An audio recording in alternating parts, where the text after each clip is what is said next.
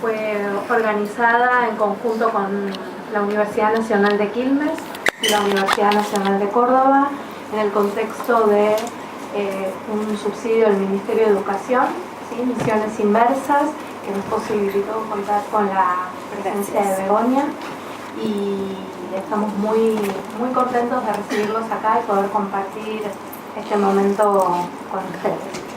Para quienes no la conocen, la doctora Begoña Gros es profesora de la Facultad de Educación de la Universidad de Barcelona y es especialista en educación y uso de tecnologías para el aprendizaje.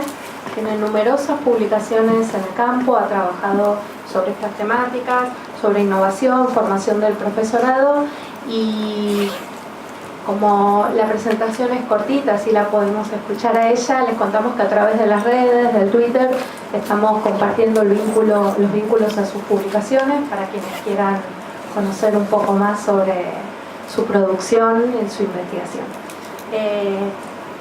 La doctora Gros estará conversando unos 45 minutos y después dejaremos un rato para preguntas. Tenemos unos papeles para quienes quieran dejarlas en analógico, y si no, a través del Twitter vamos a estar usando el hashtag tendenciasedu, todo junto. Pueden acercar también sus preguntas y reflexiones por ahí, y eso es todo. Los dejo con la doctora. Muchas gracias por la presentación y buenos días a todos y a todas. Gracias por estar aquí. Y bueno, yo lo que voy a hacer es intentar compartir algunas, podríamos decir, algunas ideas, algunas opiniones, algunas investigaciones, reflexiones sobre las tendencias tecnopedagógicas en la educación superior. Quería empezar con una primera imagen sobre el tema. Esta imagen es una imagen de, bueno, es un artista que a mí yo lo sigo hace tiempo por internet, no lo conozco, pero lo sigo porque siempre me llama la atención. Utiliza, diríamos, imágenes de cuadros antiguos como aspectos tecnológicos digitales, ¿no?, actuales. Y a mí me gusta porque siempre me lleva un poco a la reflexión, ¿no?, que muchas veces de alguna manera estamos un poco en el ámbito de la educación, un poco en esta imagen, ¿no? Es decir, que utilizamos tecnologías digitales, pero todavía, diríamos, nos vestimos, ¿no?, y nos comportamos un poco como hace unos cuantos siglos, ¿no? Entonces, un poco la idea, ¿no?, de la charla es en este sentido, como de alguna manera intentar vestirnos, ¿no?, de una manera más coherente y adecuada con las tecnologías que utilizamos, ¿no? Intentar de alguna manera ajustar a los distintos aspectos, ¿no?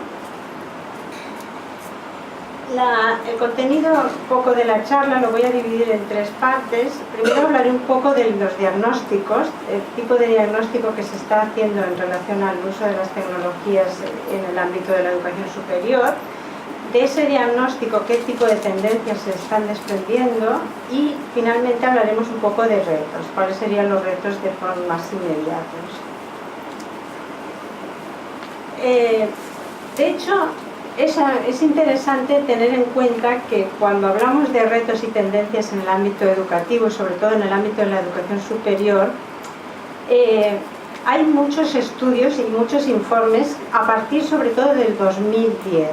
Es decir, hay como un punto de inflexión en el que parece que hay una preocupación importante por parte de las universidades de llegar a definir realmente, de alguna manera, cuál es nuestro lugar, ¿no?, el lugar de la universidad en el mundo, vamos a decirlo de esta manera un poco rimbombante, ¿no? Pero la idea es que hemos tenido muy claro cuál era el papel de la universidad, hemos tenido muy claro cuál era el papel del desarrollo del conocimiento, de la profesionalización, de la academia, pero llega un momento en donde todo es un poco más complicado, es decir, es más difuso y diríamos que empiezan a aparecer bastantes cuestiones en torno a todo lo que hace referencia a la educación superior, a la educación universitaria, y en parte muy relacionado precisamente con todos los cambios de la sociedad del conocimiento y con todos los cambios relacionados con las tecnologías digitales. Por eso no es de extrañar que es justamente en la última década cuando encontramos muchos estudios e investigaciones sobre este tema. Aquí simplemente he señalado algunos. El primero que aparece en el 2011 lo he señalado porque, sobre todo en Europa, tiene una influencia muy importante porque no es estrictamente sobre tecnología, sino lo que es un estudio, un análisis sobre el futuro del aprendizaje. Y lo que realmente se analiza es cómo se está aprendiendo y cómo se va a aprender en el futuro. Es decir, el concepto propio de base de lo que sería el aprendizaje continuo, el aprendizaje formativo, el aprendizaje a lo largo de la vida, y cómo ese tipo de aprendizaje está cambiando, ¿no? Y cómo influyen ahí también de nuevo los ámbitos tecnológicos, pero no solo eso, ¿no? Sino un poco la composición y los cambios socioculturales en general, ¿no? Este estudio, como digo, ha tenido mucha influencia en la Comunidad Europea, sobre todo porque establece, dentro de un poco de los países de la Comunidad Europea ha habido, como ya sabéis, mucho debate también en el ámbito de la educación superior, sobre todo el ámbito competencial, la importancia de las estrategias, las competencias, etc. Y de hecho en este estudio inicial, aquí ya se dibujan bastante cuáles deberían ser esas competencias y esos análisis más de habilidades competenciales que serían importantes dentro de la formación. Por tanto, es un estudio bastante de referencia. Hay otros, dentro de los estudios que he señalado, hay otro estudio que me gustaría resaltar, que es mucho más reciente, es del año pasado, de Siemens, el 2015, Preparing for the Digital University, que sobre todo las personas interesadas en el ámbito de la educación superior a distancia, educación superior online, e-learning, todo este ámbito específico temático, es un estudio muy interesante porque hace una síntesis de las investigaciones que hay sobre el tema, es decir, analiza cada ámbito, analiza la síntesis de la que se ha investigado sobre e-learning, modelos de e-learning, evolución del e-learning, sobre pedagogía online específicamente, sobre MOOCs, también hay una parte específica sobre lo que se ha investigado sobre el uso de los cursos masivos en línea. Entonces, es un digamos, documento que está a libre disposición, está online, abierto, y que creo que es interesante porque realmente es una síntesis bastante detallada e importante de lo que sabemos de alguna manera sobre los distintos temas que se ha publicado al respecto de los ámbitos, sobre todo de aprendizaje a través de online, ¿no? Es muy conocido el informe Horizon, es muy conocido porque se publica anualmente y desde hace ya bastantes años muchas universidades lo tienen como, diríamos, documento de referencia anualmente. En este documento, que también lo podéis encontrar abierto online, de hecho desde el 2000, creo, si no recuerdo mal, creo que es 2006, yo para los años no soy muy buena, ya aviso, pero creo que es 2006, 2007 aproximadamente, que hay una edición traducida al español de cada una de las ediciones, es decir, aparte de la edición en inglés hay una traducción también en español, y de hecho también hay algunas adaptaciones específicas por ámbitos geográficos, ¿no? De hecho hay un informe Iberoamérica específico, ¿no? Yo diría que en este caso el informe Horizon lo que hace es centrarse mucho en lo tecnológico fundamentalmente, que serían las tendencias de las tecnologías en los 5 próximos años, y siempre hace una división entre aquellas tendencias más próximas, aquellos aspectos que parece que se van a poder introducir en 1 o 2 años, los de término medio 2 o 3 años, y al más largo término 4 o 5 años. Como veremos en todos este tipo de informes, lógicamente predecir el futuro mucho más allá es realmente muy complejo, es casi imposible, porque no sabemos, ahora mismo vivimos en un momento en que las tecnologías realmente van muy rápido y las predicciones tecnológicas fallan casi siempre, es decir que por eso en todos los informes, aunque hablan de tendencias, pero no hablan nunca de un futuro claro, es decir, las tendencias hacia donde se apunta, pero es difícil establecer realmente bases sólidas o decir, pues esto va a pasar de esta manera, ¿no? Por último, quisiera comentar otro de los informes, el informe de Mike Sharples, que es un informe bastante parecido al Horizon, pero en este caso está liderado por la universidad, por la Open University de Inglaterra, y en este caso la diferencia fundamental es que insiste más en los aspectos pedagógicos, es decir, no solo se fija en las tendencias a nivel tecnológica, es decir, qué tecnologías se van a utilizar en el futuro, sino también a esas tecnologías, qué tipo de planteamiento educativo, qué tipo de planteamiento formativo le soportan, ¿no? Le ayudan. Y por tanto, por eso se llama Innovating Pedagogy Makers, porque va muy dirigido al profesorado universitario y a cómo el profesorado universitario puede hacer una pedagogía más innovadora en función de los distintos cambios que vamos observando, ¿no? de forma inmediata y en el futuro. Bien, un poco a partir de estos diferentes informes, es cierto que en todos estos diferentes informes siempre hay una primera parte, que es una primera parte como de diagnóstico de la situación, ¿no? Y estos diagnósticos son bastante comunes en todos los informes. También veremos que las líneas también resultan bastante similares, unos apuntan más a lo tecnológico, como estaba comentando, otros más a lo pedagógico, pero no encontramos realmente grandes diferencias. Por tanto, yo lo que voy a hacer es un poco sintetizar algunas de estas ideas.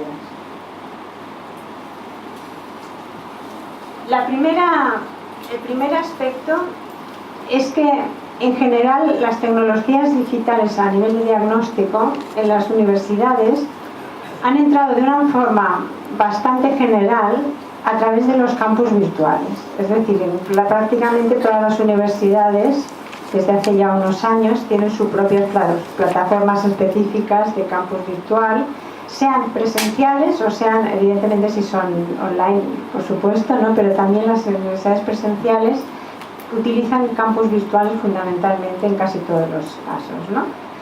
Sin embargo, hay muchos estudios sobre el tipo de utilización que se le da a los campus virtuales en las universidades, y casi todos los estudios también coinciden en que las prácticas de utilización de este tipo de entornos digitales llevan prácticas poco disruptivas, es decir, llevan prácticas tradicionales, es decir, la imagen que teníamos al principio, ¿no? Es decir, el profesor está utilizando el campus virtual, pero en realidad no está modificando de una manera sustancial su forma de enseñar. Básicamente el campus virtual se utiliza para incorporar documentos, para incorporar presentaciones, para incorporar algunos artículos, vídeos, etcétera, pero la forma de enseñar sigue siendo muy parecida, ¿no? En este sentido, incluso en algún caso, en algún informe se apunta incluso como algo casi negativo, ¿no? Es decir, que en algunos casos incluso aparecen problemas que antes no aparecían, ¿no? Y al no cambiar las prácticas, por ejemplo, es habitual que en muchas asignaturas, si el profesor pone toda su información en el campus virtual, los alumnos sencillamente no aparezcan en la clase, ¿eh? Es decir, que porque ya tienen todo el contenido colgado en la red y ya no, la necesidad de asistir a la clase se ve como una necesidad, como diríamos, como un poco perder el tiempo, ¿no? Desde el punto de vista del estudiante. Por tanto, no solo son poco disruptivas, sino que a lo mejor incluso generan algunos problemas inesperados para el propio profesorado, ¿no? Otro de los diagnósticos comunes, ¿no? Y que es muy claro, es que el aprendizaje actualmente se produce por rutas muy diversas. Es decir, aunque el profesorado cuelgue sus materiales online, el alumno no va a utilizar solamente estos materiales. El alumno busca en Wikipedia, busca en Google, busca en YouTube, completa otro tipo de información y de alguna manera se hace su propio material o complementa sus propios materiales, ¿no?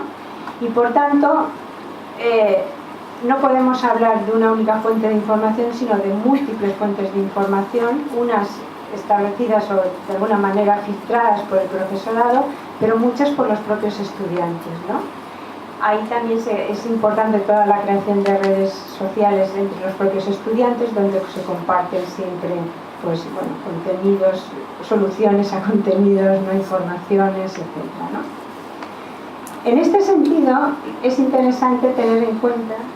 Ay, estaba yo... Es que como estoy jugando con dos... en este sentido, es importante tener en cuenta que en términos generales, y eso sí que todos los estudios coinciden en apuntarlo, una diferencia muy importante es el formato no lineal del aprendizaje.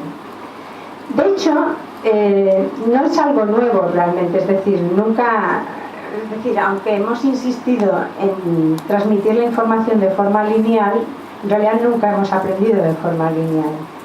Pero sí que la formación y la instrucción se ha basado siempre en una idea que era la idea de que es necesario aprender de una manera continua, jerárquica, secuenciada, de un nivel inferior a un nivel superior, etcétera, etcétera, ¿no? Y cada vez estamos viendo que la realidad no necesariamente es así, no siempre, ¿eh? Hay algunos contenidos, por supuesto, pero no siempre, ¿no? Por tanto, un caso muy claro en informática siempre ha sido el uso de los manuales, ¿no? Es decir, los manuales que se habían escrito hace años para utilizar programas informáticos siempre partían de ese modelo clásico, ¿no? Eran manuales de primero abre el menú de la izquierda, en este menú hay estos elementos, y nadie nunca leyó un manual. Ese debe ser el trabajo más ingrato que uno ha hecho, ¿no? Si se dedicara a estos manuales de informática, ¿no? ¿Por qué? Porque normalmente se empieza con la acción y se recurre a la ayuda cuando estés el problema, ¿no? Y lo mismo sucede con otros tipos de aprendizajes donde realmente primero es la acción y luego vas a buscar los recursos para realmente resolver la situación o resolver el problema. Otro aspecto interesante es cuando hablamos de interacciones, cuando hablamos de relación y cuando hablamos de la comunicación educativa, ¿no? Desde el punto de vista tradicional, también la comunicación educativa siempre la hemos situado entre el profesor y el alumno y los estudiantes dentro del contexto aula. En cambio, cuando hablamos actualmente de la comunicación y la interacción educativa formativa, el contexto es mucho más que el aula, es mucho más amplio que el aula, aunque sea una aula virtual, ¿no? En esta imagen he recuperado con permiso de Cristóbal Suárez una imagen de una experiencia que él hizo, un análisis que hizo en su propia clase, en su propia docencia, en donde veis que en un lado hizo un análisis de las interacciones que se formaban entre los estudiantes cuando asistían en el aula, es decir, el tipo de relación que se establecía, y otra en las mismas estudiantes dentro de la asignatura en el entorno online que tienen, ¿no? Entonces realmente se ve una diferencia importantísima, ¿no? de muchísima más interacción en el entorno online entre los propios estudiantes, mayor tipo de comunicación, etcétera, etcétera, ¿no? Ese es un fenómeno también interesante e importante a tener en cuenta, porque muchas veces diríamos que las interacciones realmente importantes dentro de lo que sería el contexto entre los estudiantes realmente no se dan ni en el entorno online asignado dentro del espacio virtual ni en el entorno de la clase, ¿eh? En general se están dando pues en los Facebook, en los WhatsApp que se generan en paralelo a las aulas, ¿no? Y por tanto los estudiantes utilizan las redes sociales para interaccionar dentro del propio contexto, ¿no? Fuera, diríamos, de la vigilancia del profesorado, ¿no?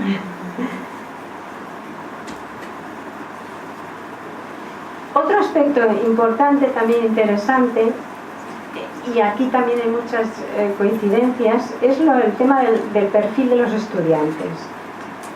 Hay muchísimos estudios sobre los perfiles digitales, sobre si nuestros estudiantes cómo son, el tipo de perfil digital, etcétera, etcétera, ¿no? Y aquí también hay muchísima coincidencia entre los estudios. Es decir, lo que está muy claro es que los estudiantes, las generaciones jóvenes, son estudiantes con perfiles digitales en lo cotidiano, es decir, utilizan de forma continuada y habitual lo que sería la utilización, pues lógicamente, de las tecnologías móviles, todo lo que hace referencia a redes sociales, juegos en red, vídeos, fotografía digital, etcétera, etcétera, ¿no? Pero ¿significa eso que lo utilizan en lo académico Y aquí es donde a veces se dan aspectos interesantes, ¿no? Por ejemplo, aquí sí que encontramos estudios distintos con perfiles diferenciados, ¿no? Y un aspecto que me van a decir que es obvio, pero que realmente se ha investigado mucho hasta llegar a la conclusión de que es obvio, pero realmente el problema es que si el profesorado no utiliza los recursos tecnológicos para la docencia, los estudiantes no utilizan los recursos tecnológicos para el aprendizaje. Es decir, que hay una relación clara entre lo que hace el profesorado y lo que hacen los estudiantes, en este sentido, ¿no? Es decir, los estudiantes utilizan la tecnología, como comentaba antes, para comunicarse entre ellos, para hacer actividades fuera de lo, diríamos, entre comillas, de lo académico formal, pero si el profesor realmente no utiliza la tecnología para el aprendizaje, los estudiantes no utilizan la tecnología para el aprendizaje. Por tanto, hay una correspondencia muy clara.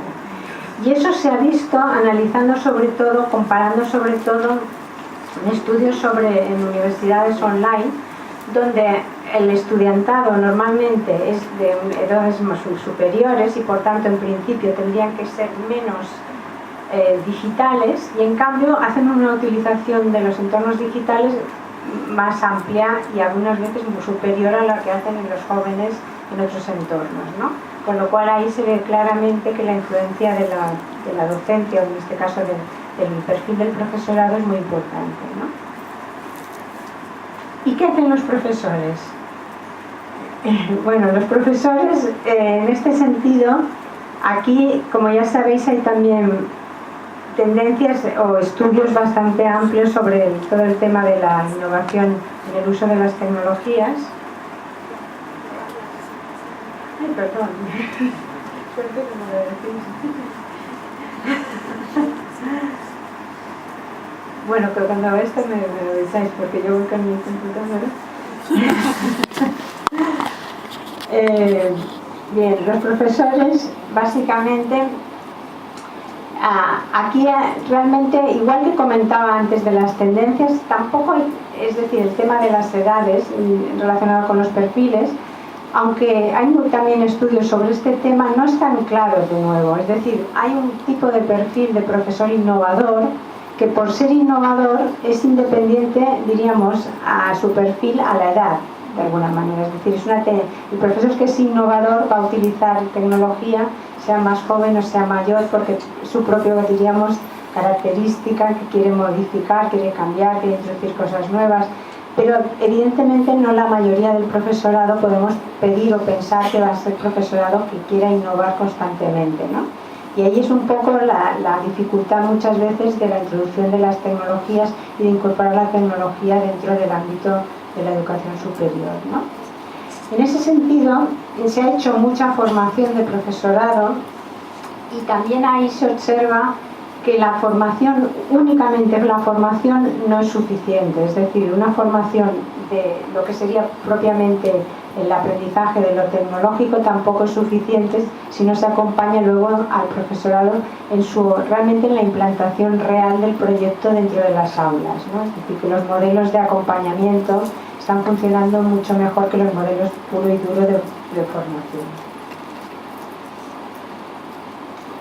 Bien, en este diagnóstico inicial, siguiendo con la idea de los perfiles, lo que también queda muy claro, ya no hablo de lo tecnológico, sino en general, es que cuando hablamos de estudiantes universitarios, en la actualidad hay muchísimos perfiles de estudiantes. Es decir, hay el estudiante que únicamente estudia, estudiantes que trabajan y estudian, estudiantes adultos, estudiantes jóvenes, es decir, hay una gran diversificación de los perfiles.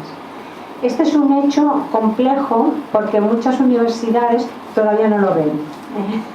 De hecho, hay algunas reflexiones, por ejemplo, incluso en mi propia universidad, ¿no? Donde estoy igual, voy a cambiar.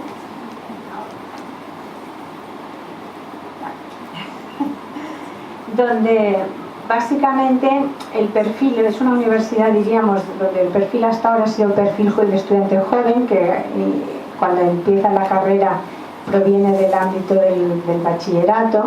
Y en cambio, dentro incluso del perfil joven, encontramos ya muchísimos estudiantes que están trabajando que están compatibilizando estudio y trabajo, que por tanto no pueden tener una dedicación fuerte a los estudios.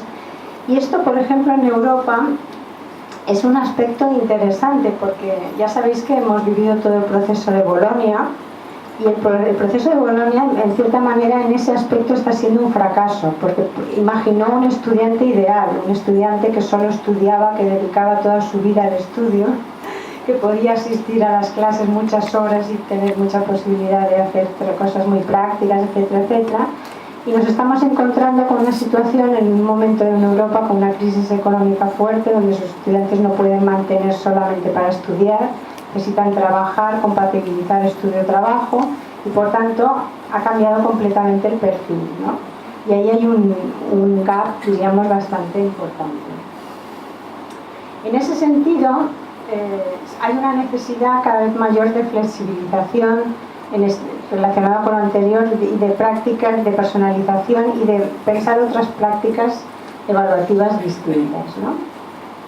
Una de las discusiones, no sé si aquí también lo estáis teniendo, pero es una discusión bastante importante en este momento, es todo el tema del reconocimiento de los logros de aprendizaje, es decir, reconocer los aprendizajes previos que se obtienen en otros ámbitos que no sean los formales, y todo lo que sería el reconocimiento del aprendizaje informal dentro del ámbito de la propia universidad, ¿no? Y eso es un aspecto que cada vez se está trabajando, porque se va a ver como más necesario, dado que el aprendizaje a lo largo de toda la vida implica que muchos estudiantes van a entrar y van a salir del sistema educativo superior, ¿no? Y en esa entrada y salida, cuando vayan a entrar, no vendrán con un paquete de conocimientos previos, muchos derivados de su propia práctica profesional, ¿no? Y empezar de cero no tiene sentido, ¿no? Por tanto, ahí hay un tema también importante a tener en cuenta.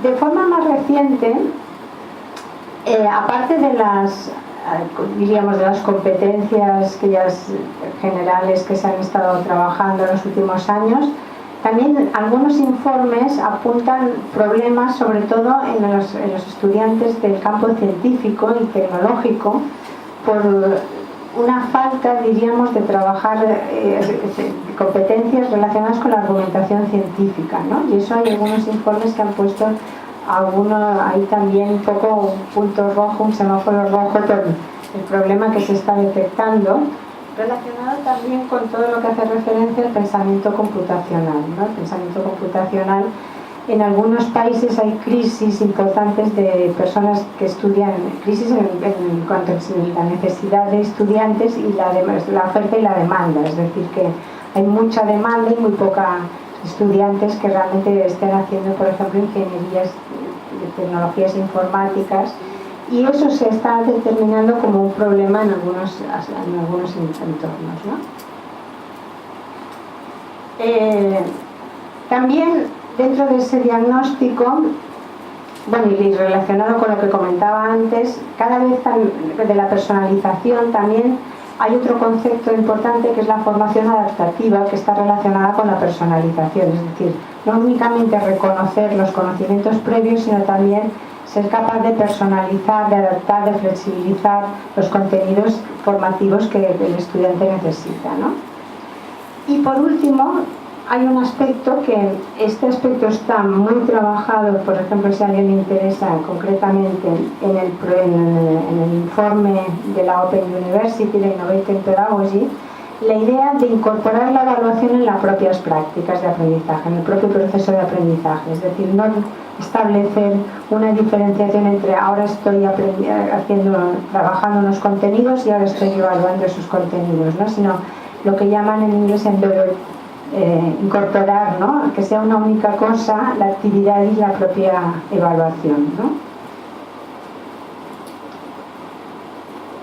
Bien, desde el punto de vista teórico, cuando hablamos de tendencias, desde el punto de vista digamos, de cómo pensamos que se formula y se genera el aprendizaje y el conocimiento, aquí también es importante tener en cuenta que hay yo diría no una evolución, sino que hay distintos enfoques que conviven y que son necesarios y que necesariamente van a convivir, ¿no?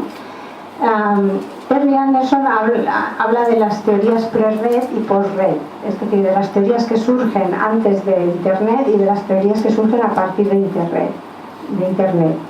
Las teorías pre-red, básicamente, que han tenido una influencia importante o que están teniendo una importancia en el ámbito educativo, las situaríamos en las teorías de tipo constructivista y sociocognitivo, pero también no podemos olvidar que hay otras teorías sobre el aprendizaje, sobre la construcción del conocimiento, que, como digo, surgen a partir de Internet, como por la teoría del conectivismo, que son teorías centradas en el conocimiento en red, que nos ayudan a entender un poco precisamente lo que comentaba al inicio, esa dificultad, diríamos, esa idea que hemos tenido de un pensamiento lineal, de un aprendizaje lineal, ¿no? Como realmente el aprendizaje implica un resultado a partir de las conexiones y de las interrelaciones. Y hay unas teorías también que a mí me parecen muy interesantes, que no son las teorías centradas en la interacción en la red entre personas, sino entre la interacción en la red con los objetos también digitales. Pensar que cada vez la tecnología digital se está volviendo más adaptativa y, por tanto, los dispositivos que utilizamos cada vez son más personalizados y establecemos ahí con nuestros dispositivos una interacción. Estamos estableciendo con nuestros dispositivos una interacción en algunos momentos que conduce o favorece o puede dificultar ambas cosas según cómo se dé el propio aprendizaje, ¿no?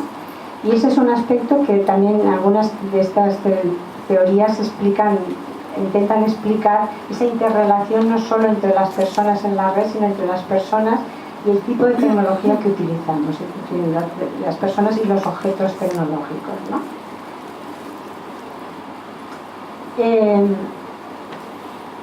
De una manera muy rápida y dicho de otra forma, ¿no? Cuando hablamos de tecnologías, en este caso es una imagen tomada de Ismael Peña, él creo que sintetiza muy bien. Cuando hablamos de tecnologías, en este momento muchas veces a mí me pasa muchas veces que me pregunto, pero ¿está bien utilizar Facebook en el aula? ¿O está bien utilizar, yo qué sé, Twitter? ¿O está bien? Entonces, este tipo de preguntas a mí siempre me resultan muy complicadas, ¿no? Porque yo siempre digo, depende. Y hay gente que dice, bueno, eso ya lo sabía, ¿no?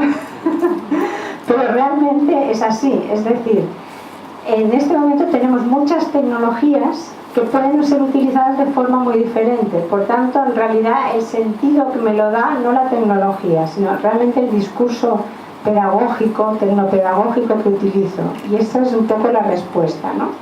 En esta imagen, lo que Ismael Peña plantea es que siempre cuando se habla del uso de tecnología en el ámbito educativo, y no solo en el ámbito superior, pero concretamente en el ámbito de educación superior, siempre hay un componente social, un componente de evaluación, un componente relacionado con el aprendizaje y la gestión del conocimiento y un componente relacionado con la gestión docente, ¿no?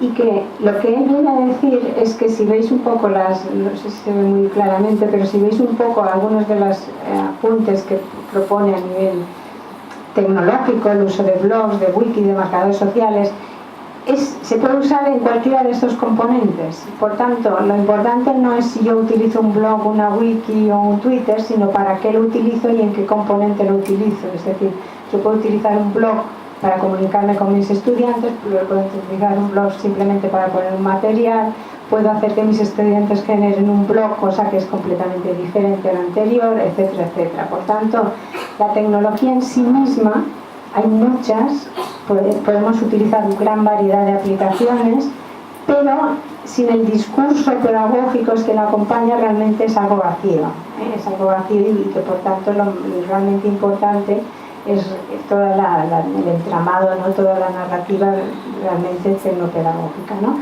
Evidentemente se nota que vengo del campo pedagógico porque seguramente un tecnólogo diría otra cosa. Bueno, vamos a ir ya con las tendencias. Hasta ahora hemos hecho un poco lo que sería el diagnóstico. Una de las tendencias claras es la adopción de modelos de aprendizaje híbridos. Durante mucho tiempo hemos estado hablando de aprendizaje en línea, aprendizaje online, e-learning, etcétera, etcétera, ¿no?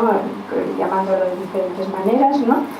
pero cada vez más la separación entre lo virtual, el online y la presencialidad es cada vez más difusa, ¿no? Y por ejemplo tenemos algunos modelos de algunas universidades donde ya de alguna manera casi han suprimido esta diferenciación, ¿no? Por ejemplo, la Universidad de Sydney en Australia hizo todo un proceso de cambio bastante interesante donde los cursos se ofertan, el curso, y entonces el estudiante elige cómo aprende ese curso, y en cómo aprende ese curso quiere decir que elige destinar una parte a lo mejor a unas discusiones presenciales y otra parte a discusiones virtuales, o elige aprender ese curso totalmente virtual, de forma individualizada, o elige aprender ese curso mayormente presencialmente. Es decir, que de alguna manera un mismo curso, un mismo contenido tiene de alguna manera trayectorias o itinerarios distintos. Y la elección es la elección del estudiante, no es la elección del profesor que realiza el curso, que de alguna manera oferta esas distintas posibilidades, ¿no?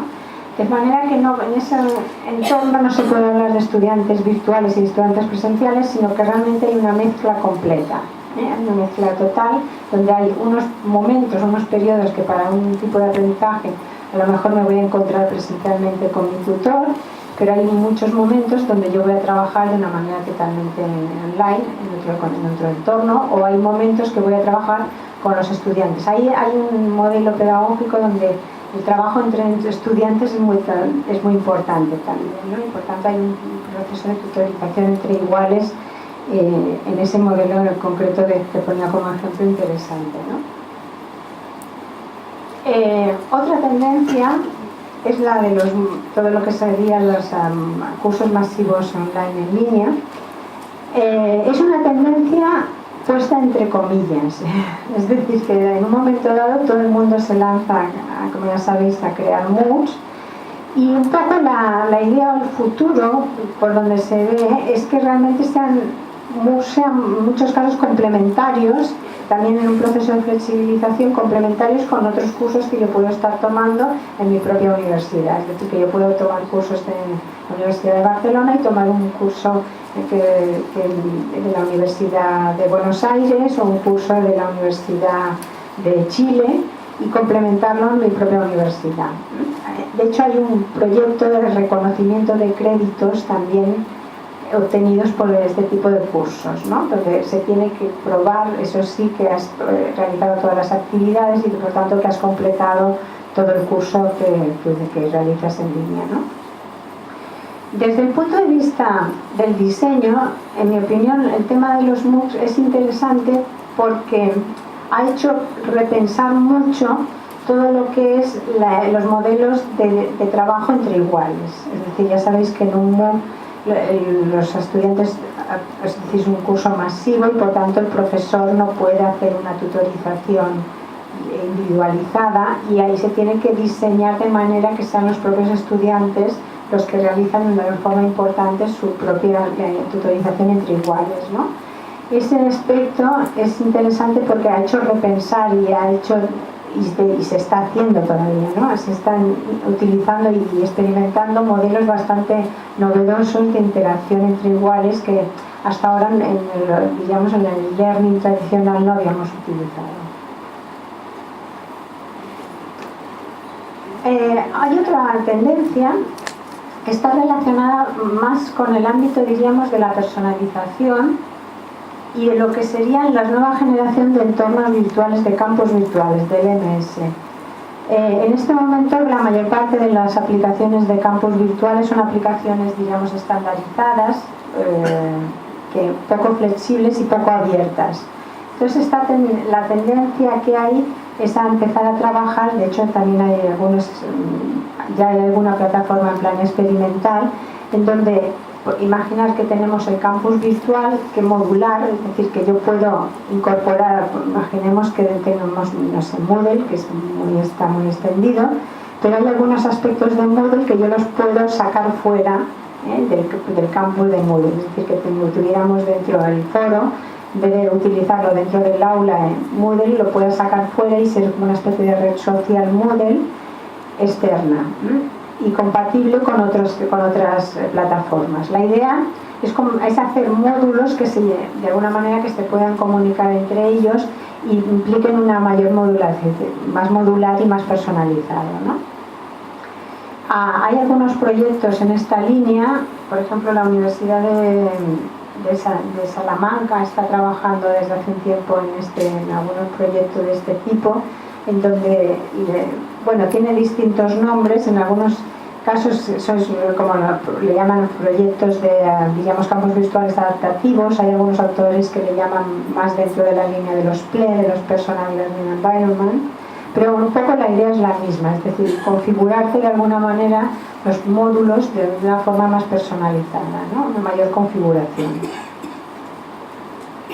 Otra de las tendencias, desde hace ya bastante tiempo, es todo lo que hace referencia al uso de los juegos para la formación.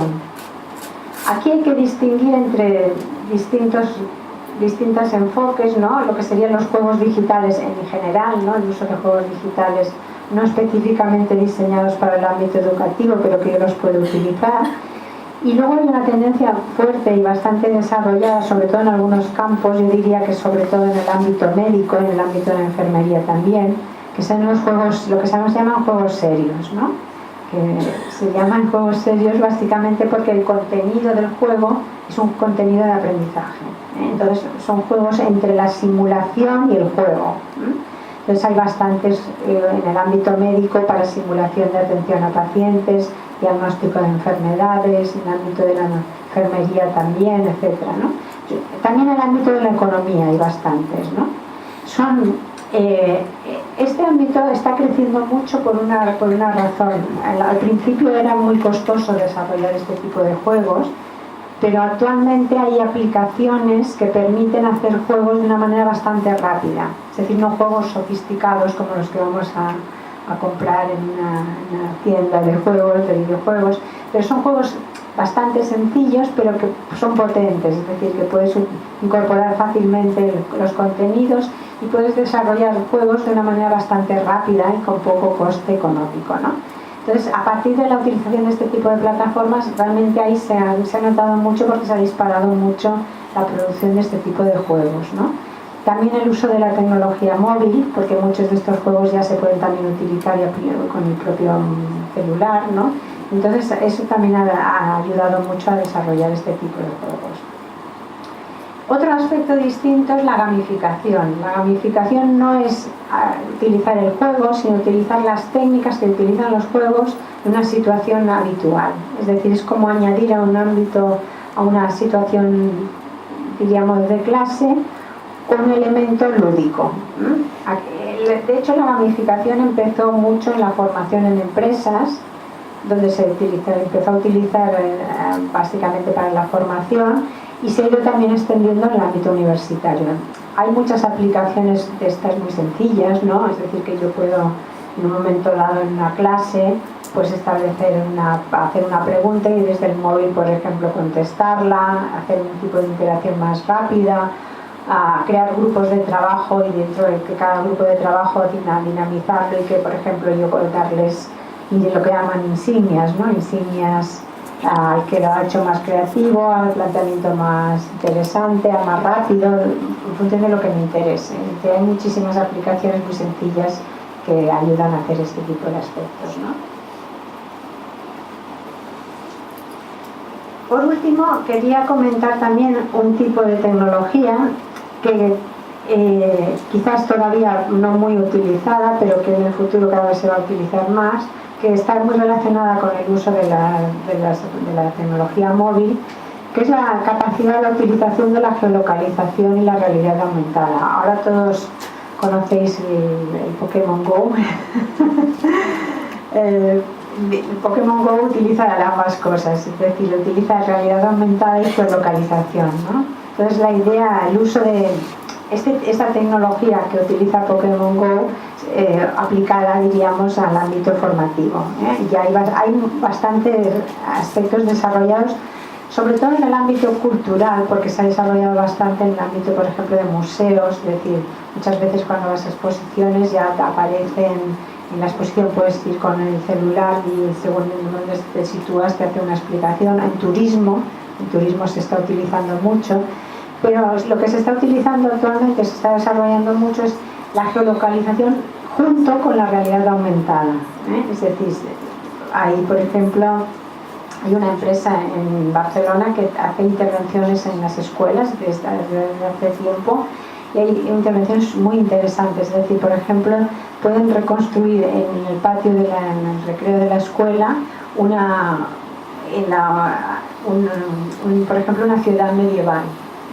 Entonces, los niños con el celular van por distintos lugares de la escuela, a lo mejor un árbol, dirigen el celular y entonces aparece una imagen de lo que sería, por ejemplo, un castillo, con la información del castillo, y entonces se reproduce dentro de ese entorno una ciudad medieval, ¿no? Pues hacen cosas muy, muy interesantes en ese sentido, aplicadas al ámbito escolar y también aplicadas a turismo, como comentaba, museos, etc., ¿no? Y es un tipo de tecnología, de nuevo, como comentaba con los juegos, antes era difícil de utilizar porque se necesitaban, es decir, el tipo de tecnología que se necesitaba era muy sofisticada, pero actualmente la mayor parte de smartphones puedes utilizar. Si tienes una cámara y conexión a internet es suficiente, ¿no? Por tanto, es una tecnología que se va extendiendo de forma importante. Y por último, los sistemas adaptativos de aprendizaje. Los sistemas adaptativos de aprendizaje, aquí hay una larga historia. Es decir, en los años 80, en los años 90 se empezaron a hacer sistemas adaptativos de aprendizaje y fue un desastre, fue un fracaso. Es decir, se invirtió muchísimo dinero en lo que se llamaba tecnologías inteligentes para el aprendizaje, pero fracasó de una manera estrepitosa, ¿no? ¿Por qué? Porque realmente había muy poca información. Y entonces ahora estamos retomando de alguna manera las ideas o los estudios de los años 80, pero en este momento realmente con mucha información, es decir, la posibilidad que nos da Internet, todo lo que hace referencia al uso de los datos, el Learning Analytics, ¿no? Las analíticas de aprendizaje, las analíticas de datos, ofrece muchísima información, por lo cual es mucho más fácil realmente poder hacer sistemas adaptativos. Sistemas adaptativos vendrían a ser sistemas que te ayudan, por ejemplo, en un curso, no eres tú el que buscas el contenido, sino el contenido te busca a ti, para decirlo de una manera fácil. Es decir, cuando tú a lo mejor estás aprendiendo determinada formación, te aparecerían ideas para ampliar esa información, recursos posibles, etc. Es una especie de tutor inteligente, ¿no? De alguna manera, en el propio recorrido de aprendizaje. Bueno, esto ya se utiliza a nivel de todo lo que es a nivel de mercado, lógicamente todo lo que es Amazon, Google, etcétera, es utilizar este tipo de técnicas, pero en el ámbito del aprendizaje. Sobre el tema de las analíticas de aprendizaje, yo quería hacer alguna reflexión y algún comentario también, porque realmente es un tema que se está abriendo mucho últimamente en el ámbito educativo y formativo, y hay algunos estudios, es decir, tiene limitaciones pero también tiene aspectos interesantes, ¿no? En términos generales, el concepto de analítica de aprendizaje básicamente significa recopilar datos y análisis de los estudiantes y de los contextos, ¿no? De estudio. Ya sabéis que, por ejemplo, cualquiera que esté utilizando un campus virtual, el campus virtual genera muchos datos. Tenemos datos de los estudiantes cuando entran, el tiempo que están, qué tipo de documento abren, etcétera, etcétera. Hasta ahora ese tipo de datos no se han utilizado, es decir, simplemente han estado allí y generalmente no se ha hecho un uso. Pero recientemente hay bastantes estudios en donde se está trabajando se está explorando el uso de este tipo de datos, ¿no? En primer lugar, como comentaba antes, para explorar este tipo de datos se necesita tener un alto desarrollo tecnológico, sobre todo en lo algorítmico, en la algoritmización de los datos, ¿no? Hay un peligro para esto, y eso es algo que hay que tener en cuenta. Los datos se tienen que interpretar, y ahí está, digamos, el reto. Es decir, de hecho hay muchas empresas actualmente que analizan datos, y en cambio hay lo que se está buscando mucho es investigación de análisis de esos datos, es decir, interpretar los datos, ¿no? Hace aproximadamente 2 o 3 meses asistí a un congreso donde se exponían un caso que era un caso como crítica, ¿no? El Ayuntamiento de Ámsterdam estaba recogiendo los datos de los coches que entran a la ciudad cada día y donde aparcan, ¿no? Y entonces en esa recogida de datos cogían pues datos de los modelos de los coches, color de los coches, en fin. Entonces, después de tener muchos datos, dije, bueno, ¿y a mí qué más me da? ¿No? O sea, te puedo tener alguna conclusión de que los coches de color negro aparcan más en un lugar que en otro, pues a lo mejor sí, pero es una casualidad o es una cosa completamente absurda, ¿no? ¿Y qué más me da si son de color negro o son de color azul, ¿no? Es decir, que se puede dar circunstancias donde tengamos muchísimos datos, pero esos datos realmente sean completamente irrelevantes, ¿no? O no tengan ninguna significación, o nos tengamos que inventar alguna cosa, ¿no? Para hacerlos relevantes. Entonces hay ese problema y en el ámbito educativo es importante, ¿no? Por ejemplo, en el caso de los campus, hay una tendencia que es empezar analizando las horas de acceso al campus. Y aquí de nuevo la pregunta es, ¿es relevante? Pues no mucho, ¿no? Puede ser relevante para poner, por ejemplo, los días, ¿no?, de entrega de las determinadas actividades, ¿no? Pero mucho más allá, pues a lo mejor no es muy relevante, ¿no? Sin embargo, por ejemplo, en la Universitat Oberta de Cataluña desde hace tiempo se hacen unos análisis de datos que son interesantes, que sirven para los tutores de inicio de los cursos, ¿no? Y ahí sí es relevante ver cuándo una persona deja de entrar en el campus. Es decir, cuando la persona se ingresa de nuevo en un curso, está muy estudiado que cuando lleva 2 semanas sin ingresar en el curso, en la plataforma, se va a ir ese estudiante, ¿no? Es decir, y por ejemplo en la Universidad Oberta de Cataluña esos datos se están utilizando para hacer una intervención. En el momento que se detecta que hay una persona que hace ya unos días que no está entrando en el campus, no está consultando, no está interaccionando, el tutor recibe una alerta y el tutor interviene, y pregunta directamente al estudiante si hay algún problema, si hay alguna situación, etc. Entonces, de alguna manera, eso sí sirve para realmente tomar la atención, ¿no? Entonces, es importante utilizar este tipo de datos, pero siempre dentro de un contexto de una situación, ¿no? Quería comentar un ejemplo, que bueno, ayer en un curso comentaba, que es un estudio que se ha hecho en la universidad, la Open University, donde se analizó 157 cursos distintos, y es interesante en este caso porque se hizo un estudio, diríamos desde el punto de vista pedagógico, educativo. La universidad había decidido, es decir, los profesores fueron formados en con un modelo pedagógico muy determinado, que es el modelo de Garrison y Anderson, que bueno, aquí hay la imagen esta, ¿no?, que es un modelo que básicamente lo que determina es que en un entorno virtual hay que contemplar de forma importante 3 dimensiones: la dimensión más cognitiva, la dimensión de seguimiento personal y la dimensión de socialización entre el grupo, ¿no? Los profesores fueron formados con este modelo de una manera intensiva y en teoría todos ellos debían estar aplicando este modelo en sus cursos. Entonces lo que se hizo es un análisis de los cursos que 157 cursos ya terminados, que ya habrían sido completados, y para cada curso se hacían unos indicadores, es decir, por ejemplo, para el ámbito de la presencia social, pues se analizaban cuántas conversaciones había entre los estudiantes, si había videoconferencias entre los estudiantes. Para la presencia del profesorado se analizaban si había reuniones con el profesorado, si había reuniones online, si había reuniones utilizando Skype. Es decir, para cada ámbito se realizaron una serie de indicadores, ¿no? Lo interesante de este estudio es que las conclusiones fueron que no tenían nada que ver.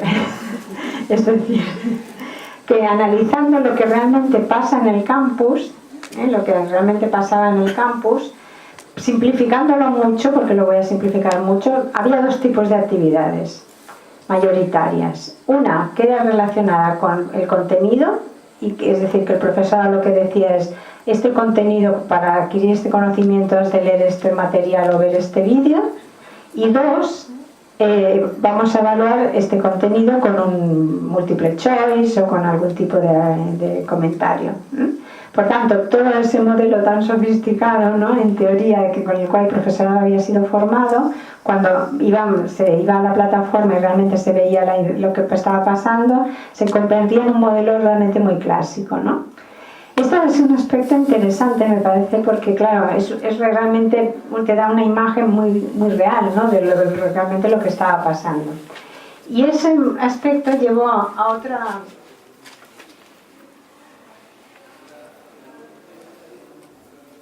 No me habéis avisado y ya estaba yo pasando de todo. Bueno, aquí tenéis un poco la referencia de los estudios que comentaba. Entonces, un poco a partir de ese estudio, lo que ha pasado, y que creo que es interesante, es que el profesorado pidió tener esos datos, ¿no?, de una manera sencilla. Y lo que se está haciendo, se ha hecho es un desarrollo tecnológico para facilitar de una manera muy fácil y visual los datos respecto a los estudiantes, de manera que, a ver si ahora lo hago bien, de manera que de forma visual yo puedo entrar y tener una vista, diríamos, en este caso los circulitos rojos es cuando la cantidad de estudiantes que están entrando en esa actividad. Cuando está en azul es que esa actividad está completada, y cuando está en rojo es que no se ha completado. Es decir, de una manera muy visual y rápida yo puedo ir haciendo un seguimiento, de manera que en este caso se está utilizando las analíticas de aprendizaje para hacer un seguimiento específico de lo que realmente está pasando en el campus con todos los estudiantes, ¿no? Bien, este simplemente es un ejemplo que me parecía interesante y que quería compartir con vosotros para que veáis un poco que este tipo de uso puede ser un uso de investigación, pero también puede ser un uso que podamos utilizar como profesores, ¿no?, para hacer un seguimiento de lo que pasa dentro de un entorno online. Bueno, para resumir, no sé, en este caso que lo he hecho bien, no se ve muy bien, pero bueno, os lo explico. Esto es un resumen, básicamente, extraído del último Horizon Report, que de alguna manera establece ya no solo las tendencias, sino sobre todo lo que habría que solucionar a corto, medio y largo plazo, ¿no? Algunos de los desafíos ya los he comentado, básicamente a nivel más inmediato. Desde el punto de vista de este informe, un problema importante es lo que ya he comentado antes, esta necesidad de establecer puentes y relaciones entre lo que se aprende fuera y dentro del ámbito formal, es decir, lo que aprendemos, podríamos decir, en el día a día, en el trabajo, en la vida, y lo que aprendemos en un contexto formalizado, escolar o universitario, ¿no? El tema de la mejora de las competencias digitales, no solo en el ámbito del estudiante, sino sobre todo en el ámbito del profesorado, es un aspecto que lo pone ahí como desafío importante inmediato, ¿no?, para realmente ser capaz de incorporar las tecnologías de una manera natural, de una manera fácil. A nivel de desafío medio, no difícil, hace referencia a todo lo que es la personalización del aprendizaje, que ya también lo he comentado, es decir, esa necesidad de hacer un aprendizaje más flexible, más personal, ¿no?, a nivel pedagógico y también a nivel tecnológico. Y por último, como aspecto más, diríamos, más complejo, ¿no?, que es lo que no se ve bien, el equilibrio sobre todo entre lo que sería el trabajo en línea y el trabajo online, fuera y dentro, ¿no?, es decir, los entornos híbridos que comentaba antes, ¿no?, esta diferenciación entre entornos híbridos y no híbridos, entre lo que sería virtual y presencial, que cada vez, diríamos, se está haciendo más. ¿No? Y para terminar, Básicamente yo lo sintetizaría en 3 aspectos, que ya lo he comentado: el ritmo, el lugar y el modo, ¿no? El ritmo, en el sentido de que necesitamos repensar los tiempos en cuanto al reconocimiento de aprendizaje, en cuanto al tiempo de dedicación, en cuanto a las maneras que los estudiantes están accediendo y al aprendizaje. El lugar, porque y esto yo creo que sí hay una tendencia interesante, ¿no? Una mayor plasticidad, ¿no?, entre el trabajo cotidiano y la formación, ¿no? La plasticidad entre ambos entornos, lo que sería el entorno profesional y el entorno formativo. Y el modo, que abarca en general el uso de la tecnología para potenciar el aprendizaje, ¿no? Es decir, la manera en que tenemos que aprender incorporando las tecnologías para que realmente sirvan para potenciar el aprendizaje, mejorar el aprendizaje, que es en definitiva el objeto y el compromiso y diríamos el deseo que tenemos todos, ¿no? Y con esto ya acabo y espero vuestras aportaciones para ver si entre todos pues vemos alguna lucecita. Muchas gracias.